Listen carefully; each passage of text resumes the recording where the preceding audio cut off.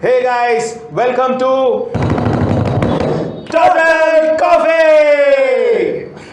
Alright, so sixth episode of how to start coffee roasting business. Fifth. Alright, sorry, fifth episode. Alright, fifth episode of how to start coffee roasting business on our channel on Total Coffee. Right? So, Sandesh, I want to do this.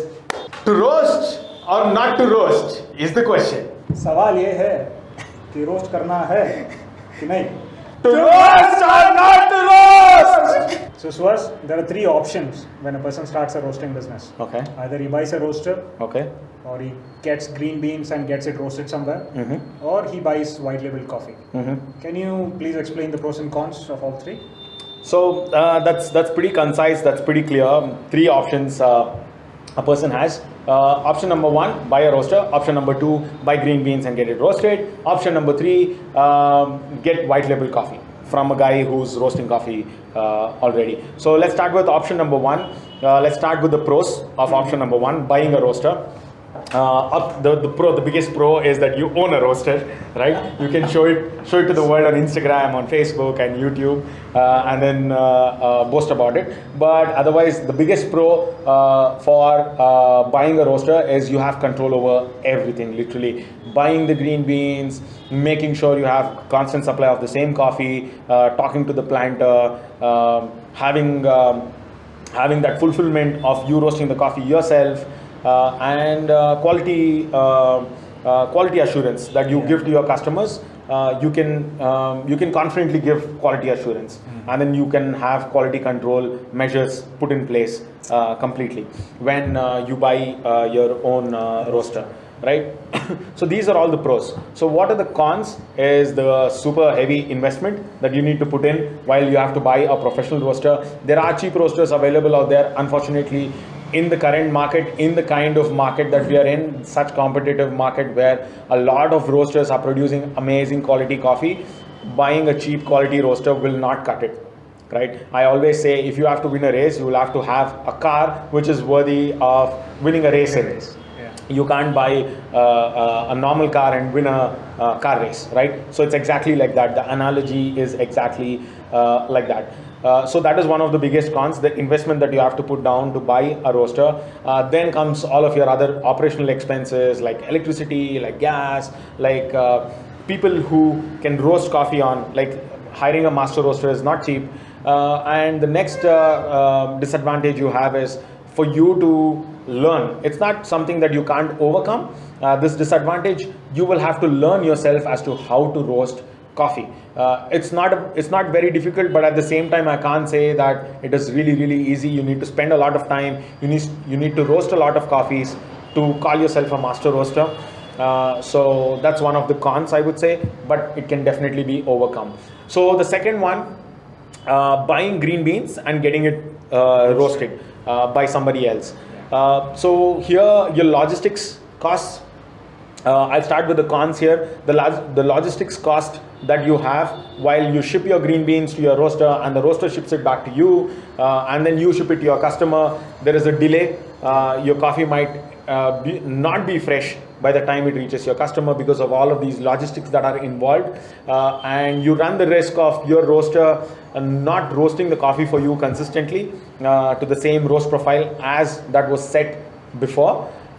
So that's another disadvantage that you have. And again, you run the risk of roaster not being well when you want the coffee roasted, or especially in situations like these right now, it's so uncertain. Maybe the location where the roaster is, you can't ship the coffees there, or you can't get the coffees from there. So many other problems might arise. So, but one of the advantages that you have when you buy your green beans and get it roasted by somebody else is you have control over the raw material. You have control over the raw product, that is the green beans.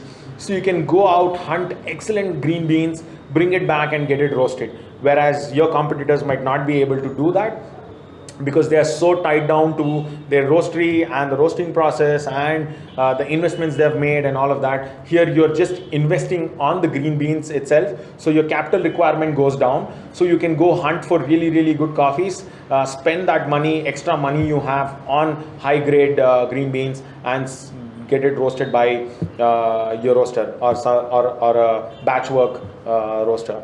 And the third option we have is when you want to start a roasted coffee business is get white labeled coffee. So what is white labeled coffee? A roaster already has a blend that he's selling out in a market. You take that blend, you repackage it under your brand name, and then you start selling it. So this is the simplest of the three. So that is one of the biggest advantage. You can spend all of your money, you can spend all of your time in building a marketing team, in creating that brand around the coffee that you have, and just not worry about inventory of green beans, inventory of roasted coffee, managing the roastery, getting people to operate your roastery, all of that. All your efforts go into creating that social media profile, creating that website, talking about your coffee, talking about the tasting notes, how to brew, what all can you do with your coffee, things like that. So this is one of the biggest advantages of white labeling, because you're literally outsourcing every aspect of the roasting business to somebody else. So this is white labeling. This is popular around the country, but the disadvantages are also equally heavy as the advantages. So what if your roaster decides that he has to shut shop, right? He has created the roast profile for you. Yeah. He has the recipe. He might not be willing to share that with you. You're stuck with that roaster. So replicating that profile might be very difficult, because you don't have access to the raw material, the green beans that the roaster is using to create those blends that he is selling to you. So that is one of the biggest disadvantages that you have. Your roaster might be inconsistent. That's another disadvantage. Your roaster might tomorrow wake up and say, hey, now I'm charging you 500 rupees per kg, and now I want to charge you 600. And you have contracts with hotels, you have contracts with cafes at 600 rupees, let's say, and you're stuck. Then you're struggling to make money, right?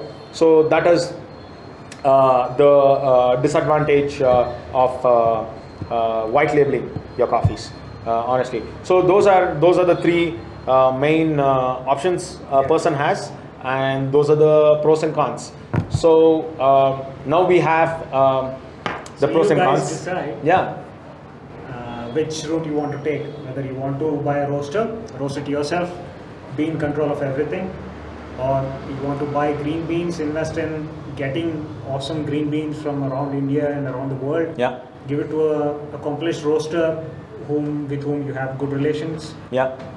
or you do the white label coffee. Correct. So three basic options. Yeah. So you guys can decide, and if you liked what we spoke about, if we made help you decide what route to take, what of the options to take, a sub would be greatly appreciated. And don't forget to share and like this video, and that bell icon, right? So keep clicking on that bell icon 3 times, right? All right. So thank you so much, guys. Hope to see you all again soon. Thank you, Sandesh, for sharing your thoughts. And until next time, cheers.